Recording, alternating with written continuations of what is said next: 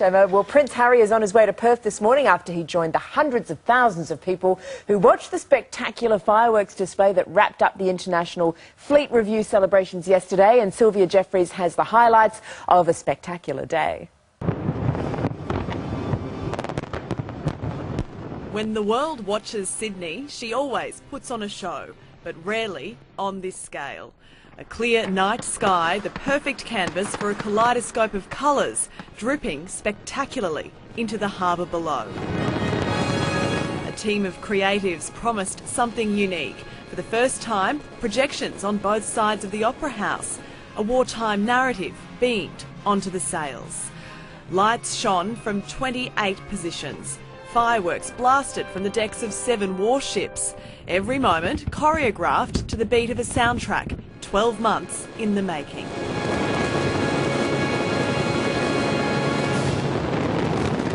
That was the fitting finish to a remarkable day. The city sparkled for its royal visitor. Captain Wales, in military whites, received a 100-gun salute, officially marking 100 years of the Royal Australian Navy. Prince Harry's every move was a source of fascination, from a stroll through a hotel lobby to a meet and greet with excited fans. The Prince shook hands, stopped to chat. Shouldn't you guys be at the One Direction concert? Offering plenty of his famous cheeky charm.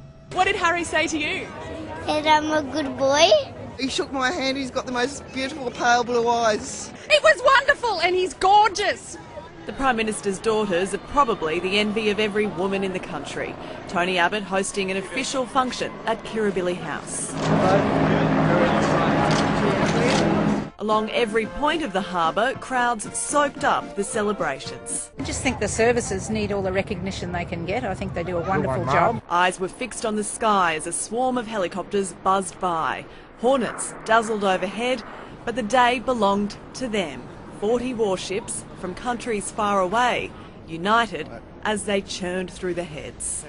Truly memorable, and the joyous atmosphere, the engagement, it's a great Australian day. A breathtaking moment of history. We hope our guests enjoyed it too. Wow, just beautiful. And Suze Massara has been following Prince Harry's movements over the past 24 hours. She's not a stalker, though. You read my mind. I was about to say that. It makes me sound a bit dangerous. He's been busy, hasn't he? He has, and it's been a brief trip, but certainly very busy, and he's proven that, much like his mother, he is the people's prince. Now, he flew in late on Friday night, as we know, but the Prince Harry bonanza really kicked off yesterday morning when he stepped out of his car in his full white British Army uniform for the Fleet Review. He spent 2 hours on the harbour on the HMAS Lewin alongside the Governor-General and the Prime Minister.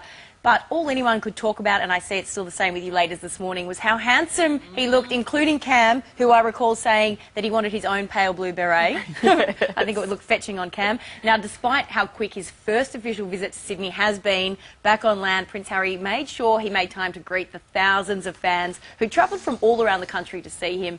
May I add, he also managed a costume change in there, a crisp navy suit, blue tie and white shirt. He does grow up nicely, doesn't he? Well, he happily posed for photos and chatted with children for a good 15 minutes. Everyone was so pleased with him. They were very impressed. He made a huge effort. He was good fun. He was gorgeous. Anyway, he carried on to Kirribilli House, where he met the Abbott family, including 2 of the most envied girls in Australia today, Bridget and Frances Abbott. They were impressed just like the rest of us. And this morning he is leaving Sydney, but not leaving Australia just yet. We have him for a little longer. He's off to Perth to visit the military base there, and we understand he's planning to catch up with Aussie soldiers who he served with in Afghanistan. So a wonderful visit, fleeting albeit. Yes, it was so good to see him. He's such an ambassador, and his suits and his uniform just cut so beautifully. He probably has the best tailors in the business. Yes. That would help. Yeah, I think it does.